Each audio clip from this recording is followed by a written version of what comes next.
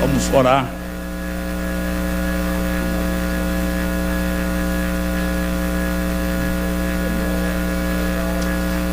O presbítero, nosso amado irmão Hilton, ministrará a palavra de Deus. Quem tem visão espiritual está vendo algo diferente. Se eu acusei você de não ter, me perdoe, mas a verdade é esta: se você tem visão espiritual, você está vendo algo não natural, sobrenatural. Vamos então orar pelo nosso amado irmão. E essa oração eu não quero denominar como oração saideira. Não, esta oração é oração de invocação. Então toda atenção agora, estarei orando pelo irmão Hilton, que vai ministrar a palavra do Senhor. Pai Celestial, apresento o teu servo, irmão Hilton. Ele tem a responsabilidade nesta noite de trazer-nos a palavra do Senhor, não a dele, nem a que nos agrade, mas a palavra que nos confronta e nos fortalece. Use uma vez mais o teu filho como instrumento poderoso nas tuas mãos, e edifique a tua igreja, pois só o Senhor pode fazer por nós e nos dar a edificação. Assim oramos, agradecidos em nome de Jesus, amém.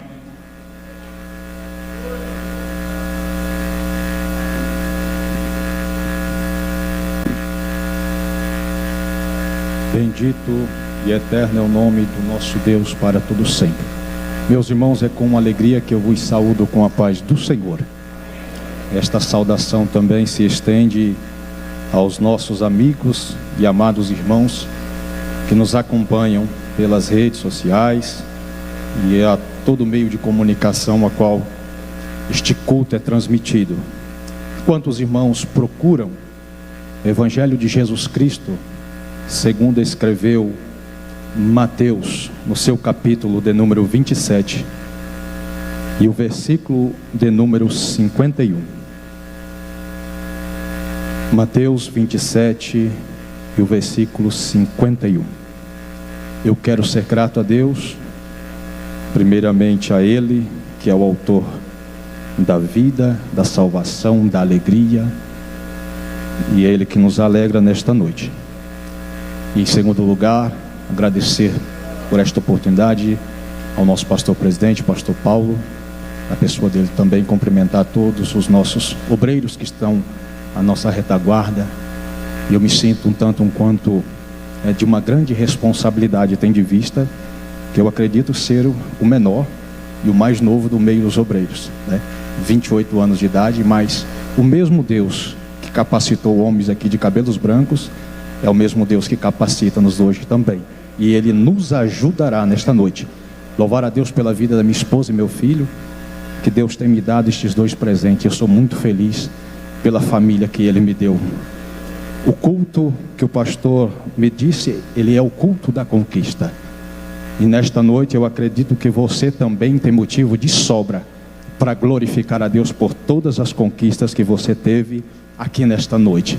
A exemplo da sua família, ela está aí com você do seu lado. Isso é motivo já de você glorificar o nome do Senhor. Os que encontraram Mateus capítulo 27, o versículo 51, podem dizer amém.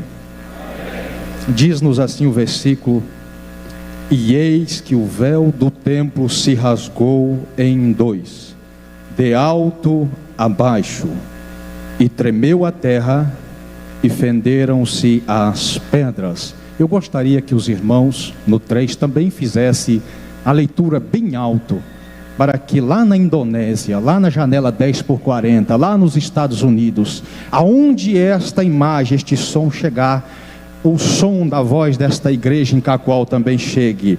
Vamos lá? No 1, 2, 3. E eis que o véu do templo se rasgou em de alto a baixo, e tremeu a terra, e fenderam-se as pedras. Amém. Podeis tomar assento, por gentileza. Muito obrigado. Meus amados, conforme eu vos já disse, o pastor intitulou este trabalho como o culto da conquista. E durante a semana pairou sobre o meu coração, obviamente, a responsabilidade que é vos trazer uma palavra direcionada de Deus. E durante a semana, vários textos, logicamente, surgem à nossa mente, ao nosso coração. E na construção de algum sermão é natural que aqueles que pregam, que exortam, que fazem uso desta tribuna e deste microfone, na imaginação do sermão, na escrita, nós queremos de alguma forma trazer algum sermão que impacte a vida da igreja, que traga à boca da igreja glória a Deus e aleluia. Mas eu precisei entender da parte de Deus que a mensagem também precisa trazer à nossa consciência um grau de responsabilidade do modo em que estamos vivendo, do que estamos pregando e do que estamos fazendo como igreja. E aí este texto surgiu no meu coração. E diante de tudo que nós ouvimos nesta noite, os louvores, a mensagem principal da noite, a leitura oficial, os hinos, e eu entendi perfeitamente que esta mensagem a qual vos pregarei, ela é necessária e urgente. O culto é denominado culto da conquista. E é interessante porque é natural algum de nós dizermos: conquistei algo, conquistei a minha vaga de emprego, o meu espaço no serviço público, a gerência daquela empresa, conquistei minha esposa, conquistei meus filhos, conquistei meu esposo. Enfim, as conquistas fazem parte da nossa vida, do mesmo modo que as aflições também fazem, porque esta verdade saiu da boca do próprio Cristo, aonde ele diz que no mundo tereis aflições. Mas o mesmo Jesus que declara esta verdade vai dizer: mas vocês não precisam ficar tristes, eu venci o mundo. E isto é garantia suficiente para nós acreditarmos na nossa conquista. A palavra conquista, ou seu significado, traz-nos a ideia, segundo o dicionário, como alcançar algo, conseguir determinada coisa, por esforço ou por merecimento, apossar-se, dominar pelas armas, subjugar, tomar, e é sinônimo de vitória também.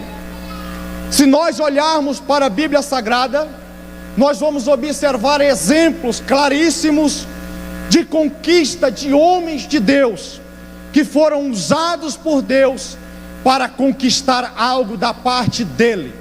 A exemplo do seu servo Moisés, na saída do Egito, na peregrinação pelo deserto, nós vamos observar o mar vermelho se abrindo, algo impossível. Nós vamos observar Deus enviando maná, Deus enviando carne, Deus fazendo que nada ficasse velho, que não houvesse cansaço. Ou seja, o próprio Deus era a conquista de Moisés e do povo. Nós vamos observar também como exemplo a vida de Josué e a conquista de Jericó. Nós vamos observar que história maravilhosa, que história magnífica, que exemplo bíblico de perseverança, de obediência, daquilo que devemos fazer segundo a ordem do próprio Deus, nós vamos observar que quando o povo rodeou, as muralhas caíram. Não é porque eles eram fortes, mas é porque o Deus a qual eles serviam, esse sim, teve capacidade suficiente de derrubar aquelas muralhas, que era uma fortaleza inacessível. Nós conhecemos muito bem também a história de Gideão e os 300. E os irmãos que aqui estão, principalmente os militares, e eu faço parte deles, nós entendemos perfeitamente que uma guerra é necessário uma quantidade de pessoas, de um efetivo, de um batalhão enorme, de um aparato bélico para destruição. Mas aí Deus vem na contramão da lógica humana, e apenas com 300 Ele vence um exército muito mais numeroso. O que eu quero dizer nesta noite, esta igreja é muito maior do que o sistema do mundo. Esta igreja não vai parar por decisões que são proferidas neste país pelas altas autoridades. Esta igreja é guardada pelo Deus dos exércitos. Ele trabalha na lógica invertida. Se observarmos também no mundo secular, falando de conquista, nós vamos observar que recentemente o Brasil perdeu, o mundo perdeu, um dos seus maiores atletas, assim considerado, Edson Arantes do Nascimento, o rei Pelé, o rei do futebol, e as suas conquistas. Nós vamos observar também, com 103 vitórias na Fórmula 1, Lewis Hamilton, um grande vitorioso. O que falar de Usain Bolt, com seus 9,58 segundos em 100 metros, o homem mais rápido da terra. O que nós vamos observar também de Michael Jordan, o jogador de basquete, o cestinha. Michael Phelps na natação, o homem das águas. E as incríveis tacadas de Tiger Woods no golfe. Tudo isso impressiona o mundo. São homens que se dedicaram 4, 5, 10, 15 anos de suas vidas para, às vezes, segundos, milésimo de segundos, e alcançaram o seu intento, o seu objetivo, e conquistaram tudo isso que eu disse aqui. Mas nesta noite, esta igreja que aqui está e os que me ouvem, eu quero vos apresentar o maior conquistador de conquista, Jesus Cristo Nazareno, o maior vencedor de todos os tempos. As marcas, os recordes não podem nos impressionar mais do que as marcas das mãos de Cristo, das chibatadas. Nada neste mundo pode nos impressionar mais do que o grande amor de Cristo, daquilo que Ele passou, da vergonha, da via dolorosa. Nada neste mundo se compara às grandes conquistas de Cristo na cruz do Calvário. Quantos aqui estão nesta noite e podem confirmar esta verdade, bendizendo o nome do Senhor? Cristo é o maior conquistador de conquista. E por que nós temos essa garantia que Ele é o maior conquistador de conquista?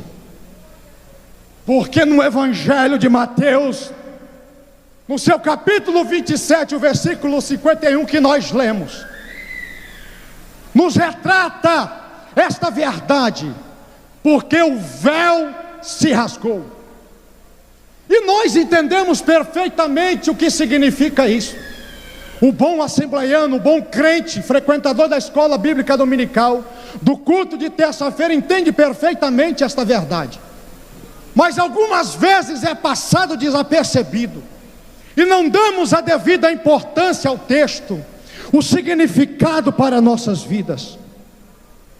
E nesta noite eu gostaria, se assim o tempo nos permitir, de elencar algumas conquistas de Cristo na cruz do Calvário. Não, eu não vim aqui trazer dicas de como você vencer no seu trabalho, não. Eu não vim trazer aqui para você um estilo de mensagem coach, de um evangelho da prosperidade. Não, eu vim falar de Jesus, aquele que nos salvou e aquele que verdadeiramente já conquistou, já pagou o que eu e você precisamos nessa noite. No capítulo 25 do Êxodo, nós temos ali a narrativa do que se deveria fazer, o que o povo deveria trazer para a construção do tabernáculo, e nós entendemos perfeitamente o que significa o tabernáculo.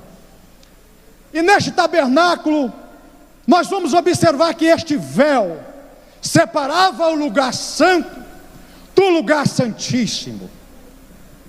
E uma vez ao mês, o sumo sacerdote, uma vez ao ano, acessava este lugar para oferecer sacrifício por ele e pelo povo.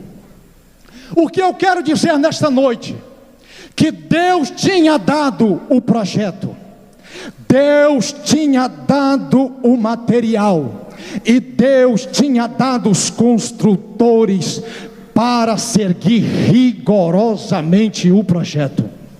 Qual é a lição que este texto nos traz também?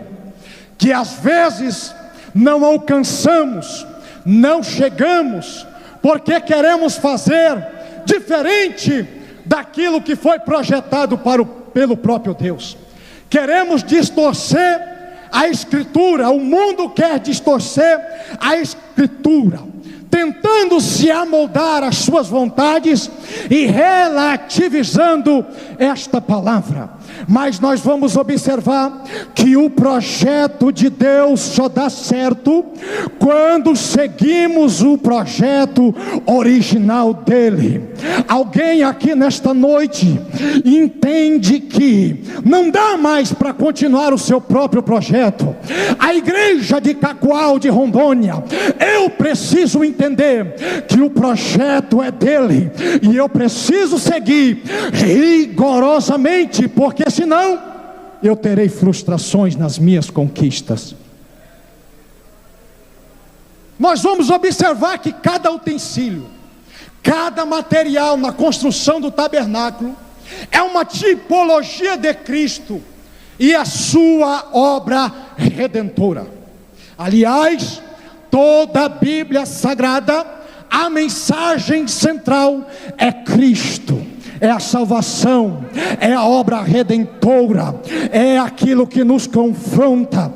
A Bíblia nos mostra quem éramos, a Bíblia mostra quem somos, e a Bíblia também nos mostra quem seremos. Tudo depende da minha e da sua obediência. Deus tem o material e Deus tem os construtores. Bendito é o nome do Senhor. No verso 26, no verso 31 de Êxodo 26, nós vamos observar que então ali estava representado este véu. E como eu já disse, uma vez ao ano o sumo sacerdote acessava este lugar chamado Santíssimo.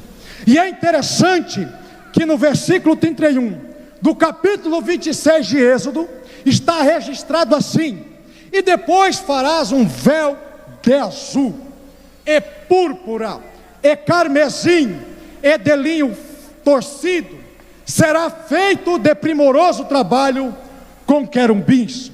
E é interessante que este texto, este versículo, nos traz uma revelação profunda da pessoa de Cristo Jesus, porque o azul com púrpura representam a sua realeza, O carmesim representa o seu sangue derramado, enquanto o linho representa a sua justiça, e os querubins a sua santidade. O que eu entendo nesta noite?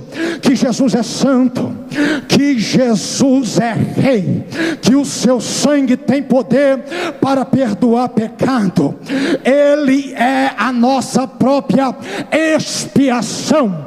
O mundo tem os seus reis, mas a igreja tem o Rei dos reis e Senhor dos senhores, a qual está aqui nesta noite, e nós podemos levantar as nossas mãos e dizer: o Senhor é rei, o Senhor é santo, o Senhor é justo, o Senhor é puro, nele habita a justiça, nele habita a santidade, e ele quer assim que nós andemos juntamente com ele.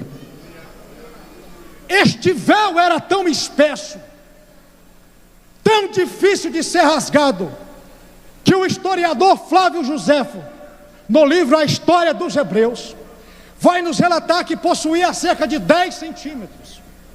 4 juntas de boi não eram suficientes para rasgar este véu. O que nós entendemos? Que homem nenhum tinha a capacidade de fazer esta divisão. Nenhum recurso da atualidade teria essa capacidade de rasgar o véu. Mas Jesus, que é o sumo sacerdote, adentrou ao lugar santíssimo, não oferecendo agora sangue de animais, sangue de bode, sangue de novilho, sangue de becerro, mas o próprio Cristo ofereceu-se a si mesmo, e o seu sangue nos limpa, nos purifica por dentro nesta noite, assim como está escrito aos Hebreus, no capítulo 9 e o versículo 14, a qual nos registra: e o seu sangue nos purifica por dentro, tirando as nossas culpas. Assim podemos servir ao Deus vivo, pois já não praticamos cerimônias que não valem nada. Também em Efésios, no capítulo 2 e o versículo de número 18, está registrado: por meio dele, tanto nós como vocês temos acesso ao Pai por um só Espírito. Nesta noite, meu irmão, minha irmã, eu e você temos liberdade de abrir a boca e declarar que Ele é santo, que Ele é verdadeiro, que Ele entrou no santo dos santos, ofereceu seu próprio sangue, purificou a minha e a tua vida, e agora nós temos liberdade na presença de Deus. E esta é a primeira conquista. Qual é a primeira conquista que Jesus conquistou para nós, a sua igreja?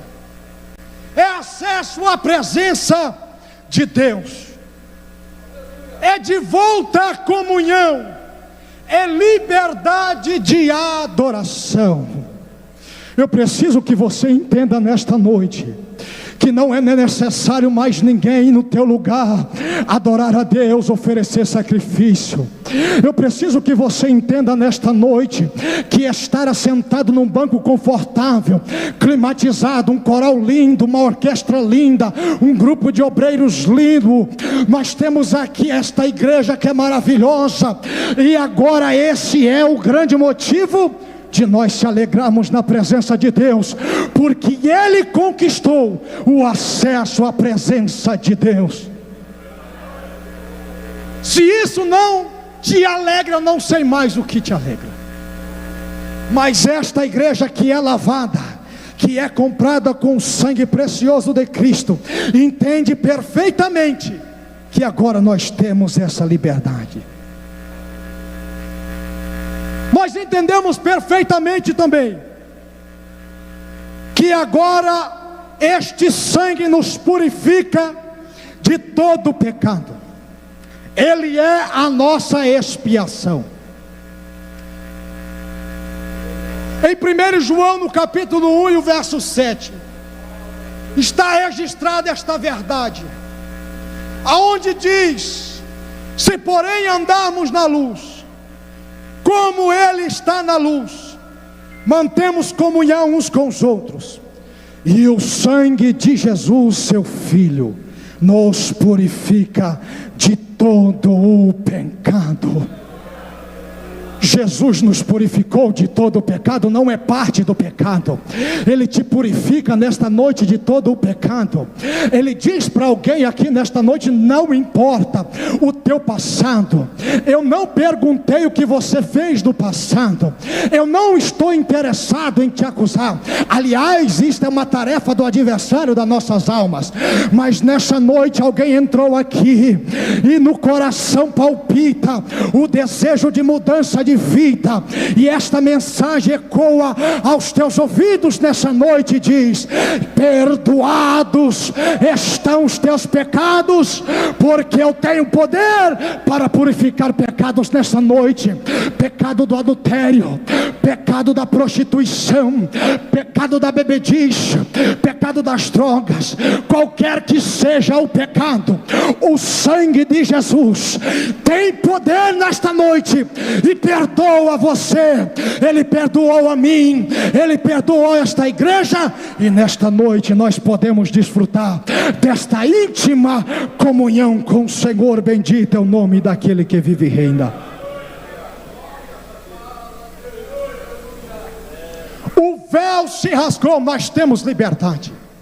Liberdade à comunhão, de volta à presença de Deus, e também agora podemos adorá-lo na tua presença. A segunda conquista de Cristo na cruz do Calvário é o perdão e justificação. E o que quer dizer justificação? É um termo jurídico que é oposto à condenação.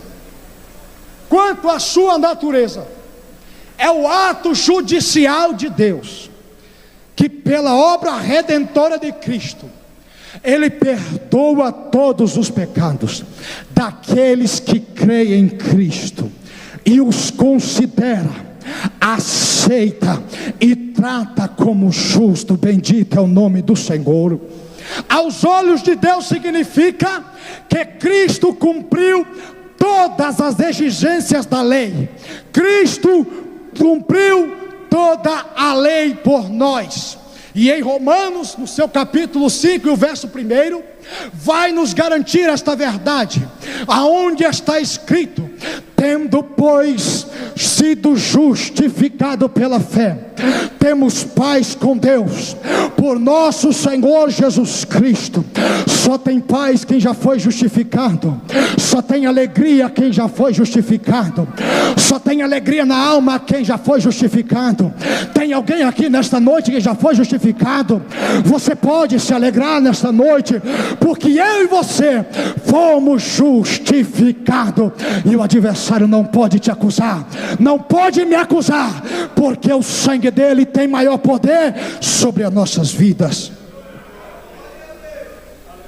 Se somente o sangue dele tem poder para perdoar pecados, eu posso concluir então que as minhas habilidades, os meus conhecimentos, as minhas posses, o meu dinheiro, a minha inteligência, a minha empresa, o meu cargo, o meu ministério, a tradição, a minha influências, os pensamentos de Platão, os pensamentos de Aristóteles, de Buda, de Maomé, do sistema presente político neste Brasil, não podem, tem a capacidade de me justificar, mas somente o sangue de Cristo.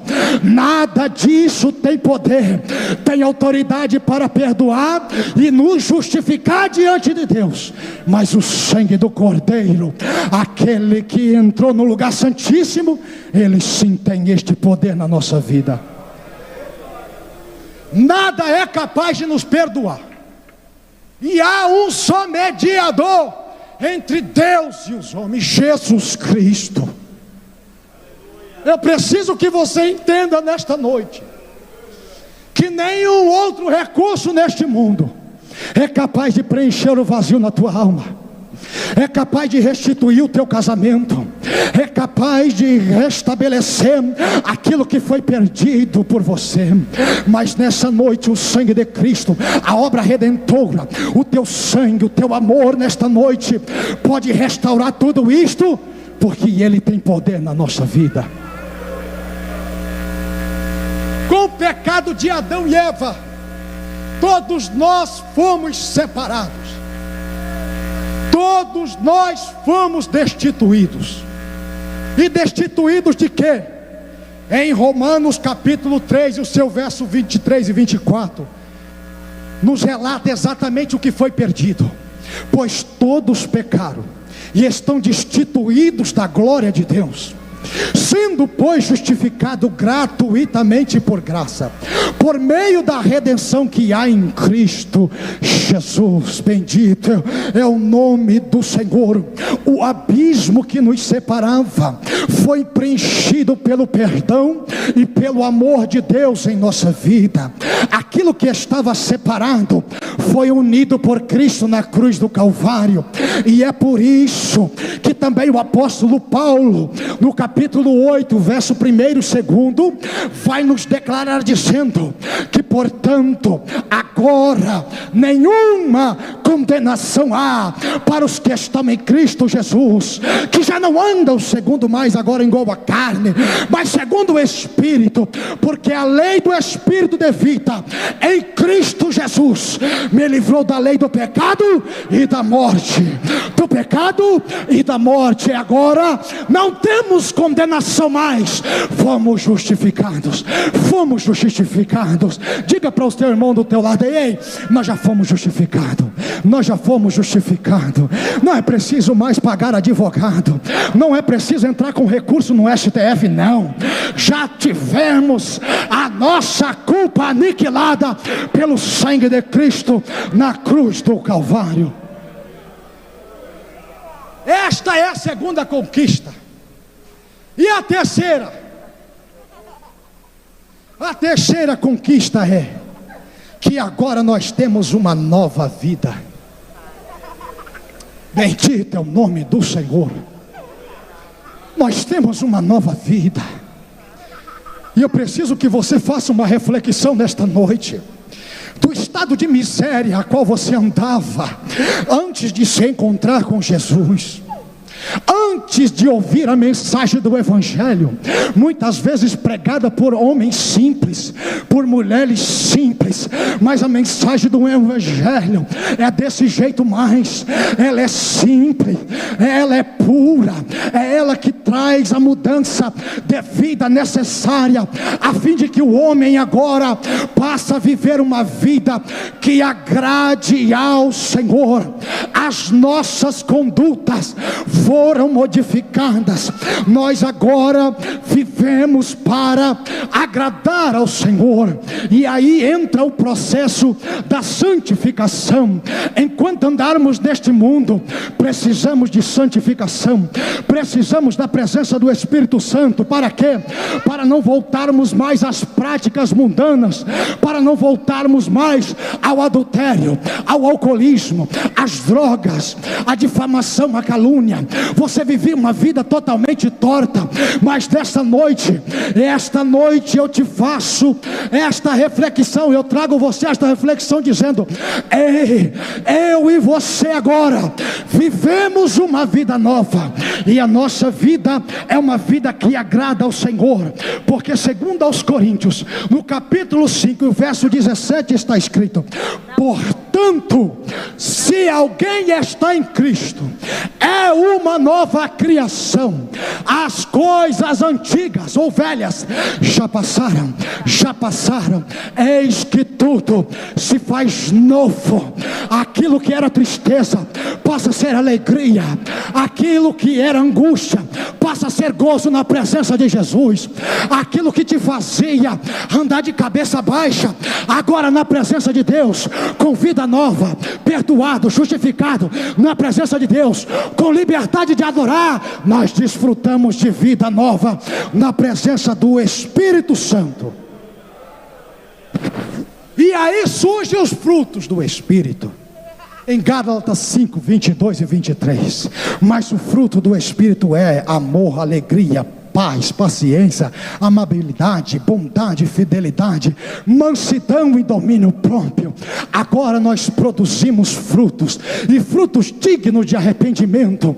Nós vivemos uma vida agora que não é esta vida que o mundo quer nos enquadrar, nas suas ideologias, nos seus pensamentos. Mas agora esta igreja, eu e você, os obreiros, a orquestra, as irmãs do ciclo de oração, os adolescentes, os jovens, todos aqui andam pautados na palavra de Deus, e aquilo que está escrito é a verdade absoluta. Ela não é relativa, como alguns aí estão dizendo, mas ela é e sempre será a palavra de Deus. Bendito é o nome do Senhor para todo sempre. Ela não pode ser relativizada. E a quarta conquista de Cristo na cruz. O que Cristo conquista-nos é a vitória sobre a morte. É a vitória sobre a morte.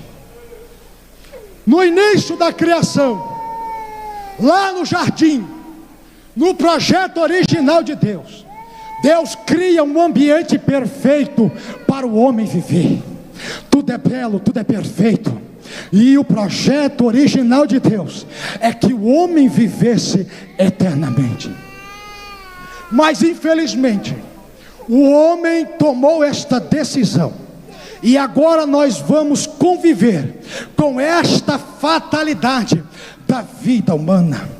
Na eternidade nós estaremos para sempre com Cristo, mas nós não teremos aflições, nós não teremos dores, nós não teremos angústia, nós viveremos para sempre com o Senhor. E em Romanos 6 e 23 está registrado: porque o salário do pecado é a morte, mas o dom gratuito de Deus é a vida eterna por Jesus Cristo, o nosso Senhor. O salário do pecado é a morte, mas o dom gratuito de Deus nessa noite é a vida eterna. O que Paulo está dizendo é como se eu e você trabalhássemos 30 dias, e no final do mês o que esperávamos era morte. Estava certo para vir a morte, mas aí entra o patrão, entra Cristo com as marcas na mão. Ei, não vou mais matar, não vai mais morrer, porque o pagamento dele eu já fiz na cruz, e agora nós temos a liberdade de adorar a ele, porque ele venceu a morte. Atos dos Apóstolos, no capítulo 2, o versículo 24 está escrito: mas Deus o ressuscitou dos mortos, rompendo os laços de morte, porque era impossível que a morte o retivesse. Era impossível que a morte o retivesse. Meu irmão, a morte não parou Jesus, a sepultura não parou Jesus, a cruz não parou Jesus, o Sinédrio não parou Jesus, Pôncio Pilatos não parou Jesus, nada, exatamente nada, foi capaz de deter a ação salvadora de Cristo Jesus. O sistema político não vai deter Jesus, o sistema mundano não vai deter a igreja de Cristo, nada vai deter esta igreja, porque o Rei dos Reis e Senhor dos Senhores venceu a morte, venceu a sepultura, venceu tudo. E esta igreja agora, ela tem a firme convicção de que nós estamos caminhando na direção certa, com o passo certo, sentindo o Espírito certo, fazendo certo, porque agora Cristo domina a nossa mente, domina a nossa vida, e nós temos certeza de que nada vai parar.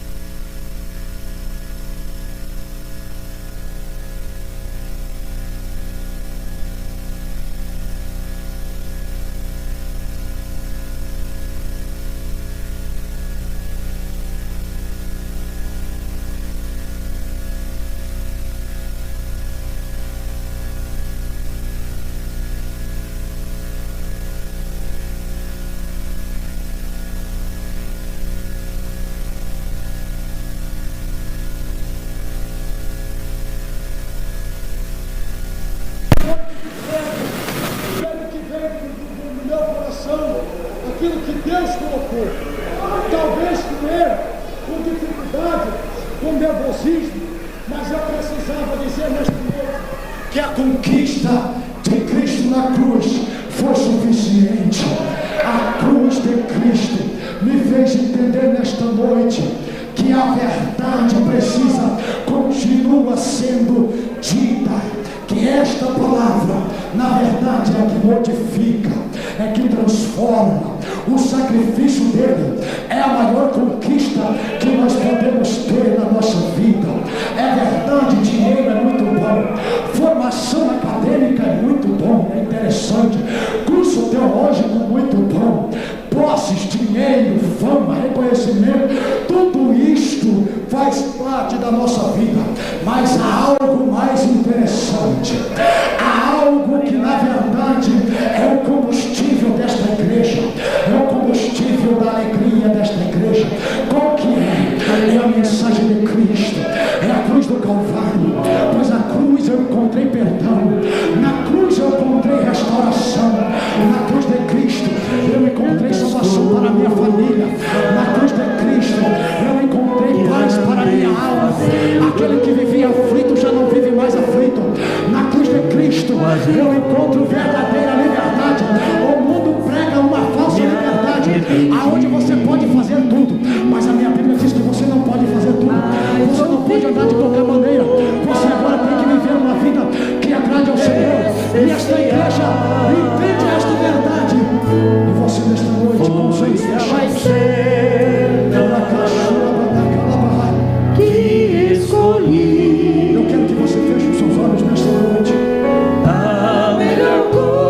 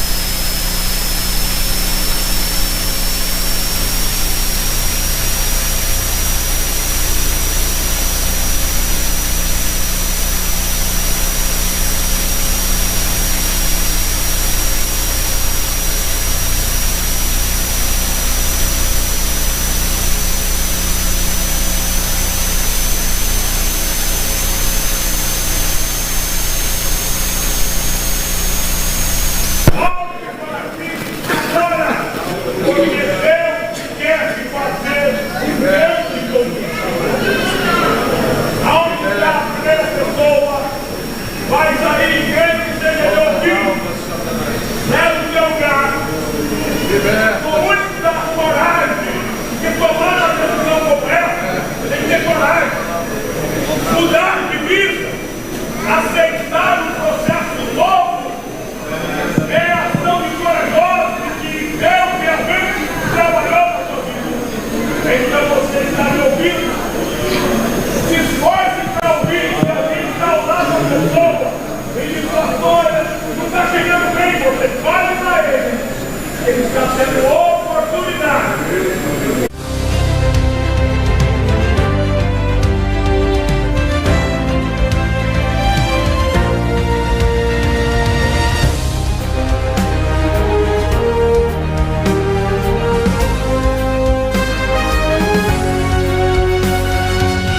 Chegamos ao encerramento de mais uma transmissão ao vivo da Igreja Evangélica Assembleia de Deus de Cacoal.